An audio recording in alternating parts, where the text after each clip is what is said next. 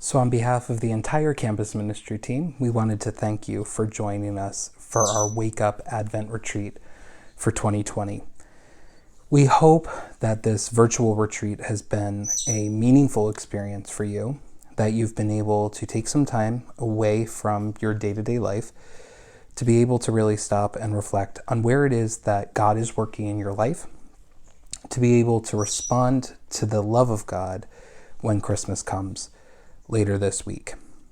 We started our Advent journey back in November, which is hard to believe, and we were talking about watching. So maybe an opportunity to reflect right now is to think about, what was that opportunity like for you to watch? What did it feel like? What did you notice when you were watching? The second week of Advent, we talked about preparing. What did you do that worked to help you to prepare for Christmas? What were some things that you benefited by preparing? Were there any revelations that came to you by preparing your heart for Christmas? Last week, we talked about testify. Our idea here is that we then are able to respond to the love that God's giving us by being able to go out in the world and to share that. And then finally this week of Christmas, we asked you to talk about behold. What does it mean to behold God? But also to respond like Mary did, to say, I am the handmaid of the Lord, may it be done to me according to your word. These are some powerful themes for us that, though they are relevant and meaningful for Christmas, they're also meaning and relevant for our lives as Christians on our journey towards our end goal, which is heaven.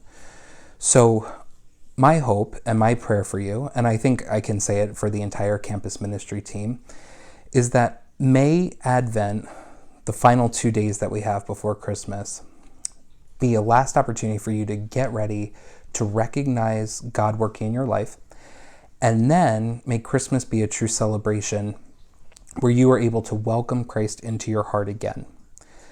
I am so grateful to Sister Cindy, Father Keith, Mr. McCarthy, Mrs. McCall, formerly Miss Krupinski, for their willingness to share with us on this Advent journey.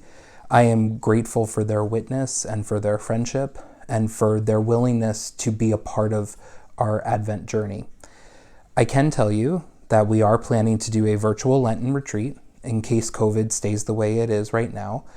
So we hope that you'll be able to join us for that, and we hope that it will be a meaningful experience for you. The last thing I'm going to say before I sign off of this video is that Christmas is not just one day. It is a season where we are able to celebrate more than just on December 25th. We're able to celebrate on the 26th, 27th, and 28th. If we were in school, I would normally, at some point, reference a Muppet Christmas Carol, because it is in my family a tradition for us to watch that video.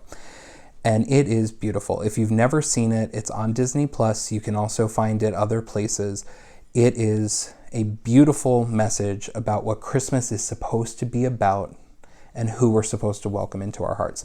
But in that movie, Scrooge goes through his selfward, inward selfishness and then goes outward to be able to share his experience with other people and to recognize the true meaning of Christmas. And at the end of the movie, he talks about living with a joyful and grateful heart all year round, and that's the message and the meaning of Christmas. And so as your final reflection question, as we move into celebrating Christmas and celebrating New Year, is this: how can you make Christmas something that you are able to celebrate every day? May God bless you as you continue this journey.